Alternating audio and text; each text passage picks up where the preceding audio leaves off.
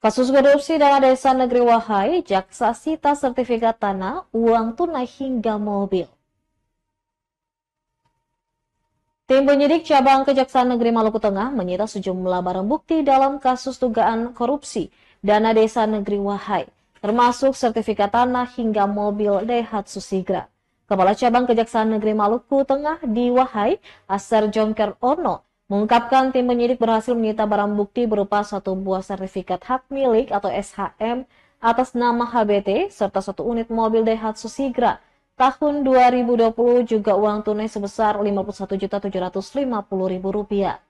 Sebelumnya diberitakan bahwa total kedugaan kerugian keuangan negara atas perbuatan kedua tersangka mencapai Rp861.210.276 berdasarkan perhitungan auditor Kejaksaan Tinggi Maluku.